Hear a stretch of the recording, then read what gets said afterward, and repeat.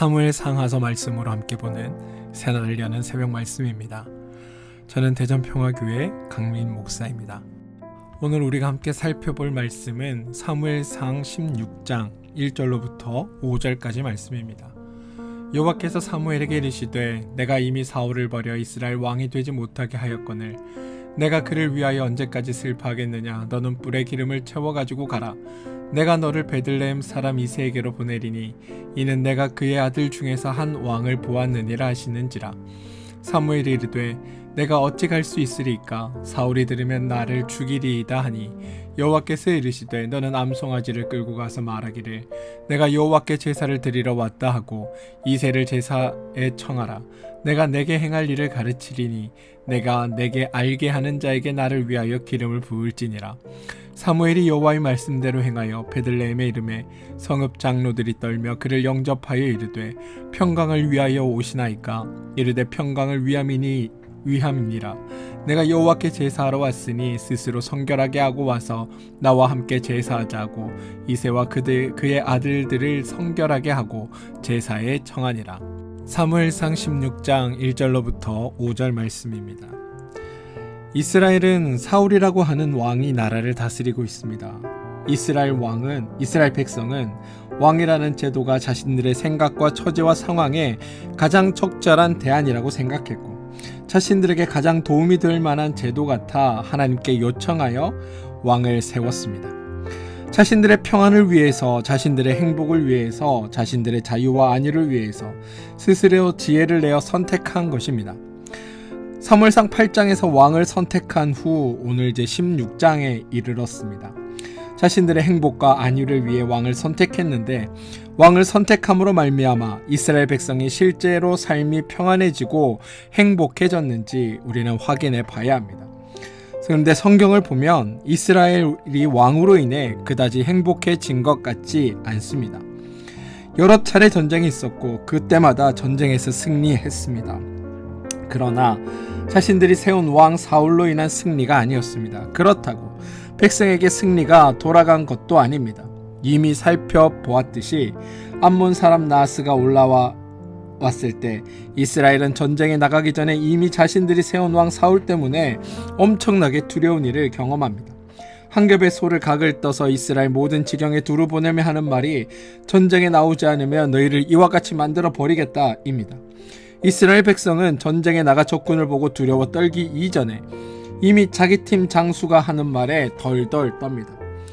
가장 무서운 존재는 적장이 아니라 자신들의 장군이 되었습니다. 전쟁에 나가 싸우다가 죽기 이전에 자기 팀 장군의 말을 안 들었다가 장군한테 죽을 지경이 된 겁니다. 물론 그 전쟁에서 하나님의 도우심으로 이스라엘이 승리합니다. 이스라엘이 승리했음에도 기쁨과 평안이 넘치지 않습니다. 만약 하나님의 도우심으로 전쟁에서 승리하고 백성이 평안해지고 자신들의 왕 사울 때문에 담대한 마음이 생겼다고 한다면 다음에 블레셋이 전쟁을 걸어왔을 때 백성들은 두려워하는 대신 사울을 믿고 사울을 중심으로 다시 한번 뭉쳤을 겁니다. 그런데 적군의 수가 조금 많은 것을 보고 모두가 기겁을 하여 도망쳤습니다. 자신들의 영웅 사울 장군이 군사를 모집해도 모인 군사가 겨우 수백 명에 불과합니다. 심지어 적군이 나와 야유와 조롱을 보내도 사울은 나가서 싸우지 않고 그저 움츠리고 있을 뿐입니다. 그런데 그때 다시 하나님이 도우십니다. 하나님이 도우셔서 요나단을 통해 전세를 역전시켜 이스라엘이 승리하도록 도우셨습니다. 그리고 결국 승리합니다. 하지만 이번에도 승리의 결과로 이스라엘이 평화를 누린 것은 아닙니다. 그 와중에 사울이 어리석게 아무것도 입에 대지 말라는 명령을 내리고 전쟁하여 지쳐 힘들고 몹시 피곤한 가운데 백성은 아무것도 먹지 못한 채 전쟁에 임합니다. 전쟁에서 승리했기에 먹을 것이 눈앞에 있고 전리품에 눈앞에 널려 있어도 허기진 채 사울을 두려워하여 아무것도 먹지 못한 채 있습니다. 먹다가 걸리면 사울에게 죽는다고 불안해하고 있는 겁니다. 블레셋 때문에 두려워한 것과 전혀 다를 바 없는 두려움이 그들 가운데 있었다라는 겁니다. 아말렉과의 전투에서 하나님의 도우심으로 사울과 백성이 쉽게 이깁니다. 쉽게 이김으로 말미암아 모두가 승리의 기쁨을 누리고 평안해야 하지만 실상은 그렇지 못합니다. 이스라엘 백성이 여호와께서 모든 것을 진멸하라는 명령을 어기고 범죄합니다. 이스라엘 백성이 범죄했을 때 자신들이 뽑은 왕이 있습니다. 그래서 그 왕이 자신들을 보호해주고 돌봐주고 책임져주고 자신들을 위기에서 구해주기를 한편으로는 바랐을 겁니다. 왜냐하면 이스라엘이 왕을 요구한 이유가 왕이 자신을 책임질 것을 기대했기 때문입니다.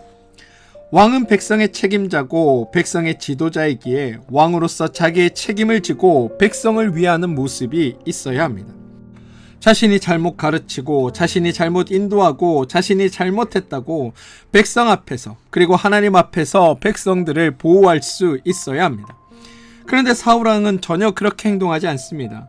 백성을 무사하게 하고 백성을 평안하게 하는 것이 백성 위에 있는 자, 백성을 대표하는 자, 그리고 왕의 역할인데 사울은 백성을 보호하지 않고 대변하지도 않고 막아주지도 않습니다.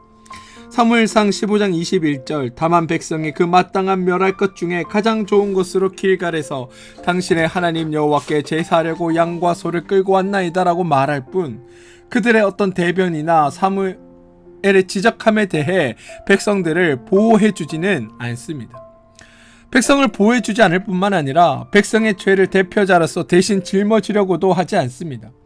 뿐만 아니라 자신의 잘못까지도 백성의 잘못이라고 오히려 뒤집어 씌우기까지 합니다.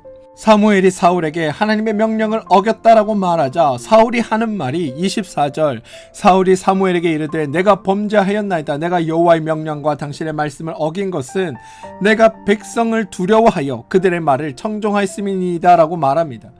사울 자신의 죄가 아니라 백성들이 원해서 백성을 막을 수 없고 백성을 꺾을 수 없었다고 모든 책임을 백성에게 돌리는 겁니다. 사울은 절대로 왕다운 하나님께서 세우고자 하셨던 그런 왕다운 모습을 보이지 않습니다. 또한 이스라엘은 왕이 있음으로 인한 평안함과 기쁨을 맛보지 못합니다. 이스라엘 백성은 왜 모든 것을 진멸하라는 하나님의 명령을 어기고 굳이 불순종하면서까지 가축들을 살려놓았을까요? 백성들이 이렇게 행한 이유는 삶이 불안하고 마음이 불편하고 두려웠기 때문입니다. 연이어 전쟁이 계속하여 터지고 자신들의 왕 사울이 믿음직스럽고 사울 때문에 자신들이 평안해진 것이 아니라 도리어 사울이 무섭고 두려워졌고 전쟁에 나가서도 사울 때문에 이기는 것이 아니라는 것을 백성들도 알았던 겁니다. 따라서 사울을 따른다고 해서 승리한다는 보장도 없고 삶이 안정될 것이라는 보장도 없으니까 자신의 삶을 나 스스로 책임져야 한다는 생각을 가지게 된 겁니다. 그래서 전리품을 진멸할 수 없었습니다. 내가 내 것은 챙겨야 한다라고 내 것을 챙겨야만 했던 겁니다.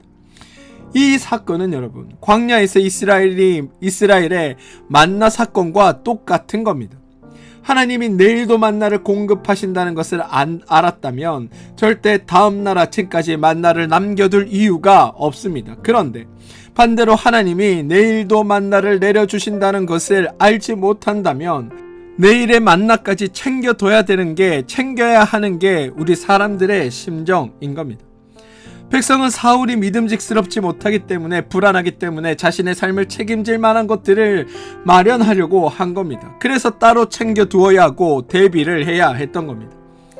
사람들의 행동이 어이없는 경우들이 종종 있습니다. 사울이 전쟁에서 적군을 추격할 때 군사들에게 아무것도 먹지 말라고 명령합니다.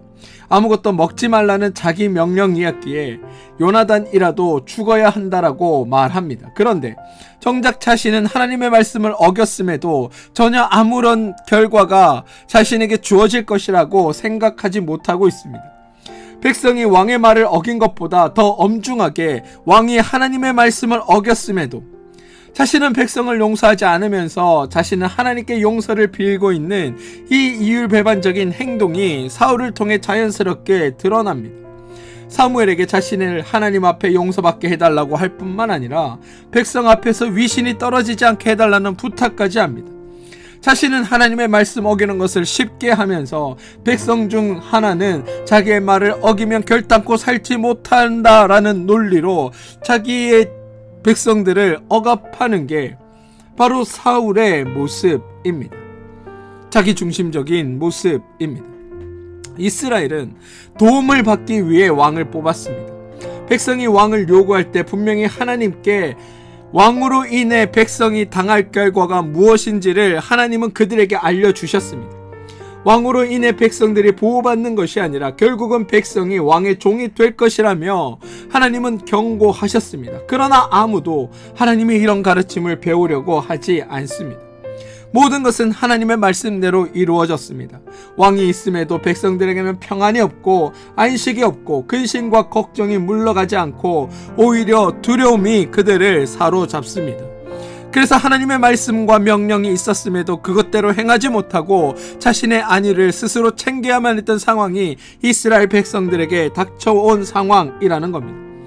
왕이 없을 때는 두려움이 저 멀리 있었는데 이제는 왕으로 말미암아 주어지는 두려움 때문에 그 두려움이 눈앞에 있는 것처럼 가까워졌습니다.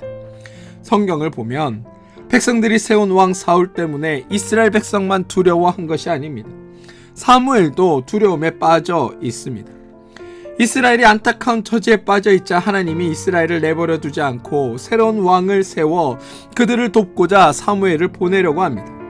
하나님이 사무엘을 불러 사울에게 가라고 말씀하시는데도 도무지 사무엘이 가려고 하지 않습니다. 얼마나 사울이 두렵고 얼마나 사울이 무서우면 이럴까요? 16장 2절은 이렇게 말합니다. 사무엘이 이르되 내가 어찌 갈 수 있으리까? 사울이 들으면 나를 죽이리이다 라 그렇게 말합니다. 사무엘의 심정이 이 정도니 백성들은 어떻겠습니까?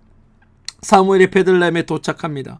사무엘이 온다는 소식을 듣고 백성이 안도감을 가지고 기쁨과 환희로 나아가 사무엘을 맞이하는 것이 아니라 사무엘이 왔다는 소리에 사람들이 다 두려워하며 떨며 근심한다고 성경은 얘기합니다. 이제 누가 오기만 해도 무슨 일일까 염려가 되는 겁니다. 또 무슨 일이 생기기만 해도 어떤 결과가 임할까 두려워진 겁니다. 그래서 가슴이 덜컥 내려앉을 수밖에 없습니다. 사무엘이 온다는 소식을 듣고 장로들이 나와 묻는 말이 평안을 위하여 오시니까? 이게 그들의 질문이었다는 겁니다. 하나님의 제안을 거부하고 하나님이 자신들을 직접 다스리는 통치자로 주님을 의지하지 않고 그들이 원하는 방식대로 왕을 세운 결과가 하나님의 제안을 거부한 그 결과가 자신들이 생각한 대로 행한 그 결과가 바로 스스로를 불안하게 하는 일이었다라는 겁니다. 이게 여러분 죄인들의 한계입니다. 죄인들의 원리는 결국 바로 이런 결과만을 낳게 되어 있습니다. 혹자들은 의도는 좋았지 않느냐, 제도는 좋았지 않느냐, 생각은 좋았지 않느냐, 왕이라고 하는 방식이 좋은 방식이었는데 문제는 사람을 잘못 뽑은 것이다 라고 말할 수도 있습니다. 그런데 여러분 이와 같은 주장은 정말 어리석기 짝이 없는 주장에 불과합니다. 가장 중요한 사실은 사람은 다 거기서 거기라는 겁니다. 죄인은 죄인일 수밖에 없고 이 사람 저 사람 다를 바가 없고 다 똑같은 죄인입니다. 그 사실을 모르고 있는 겁니다.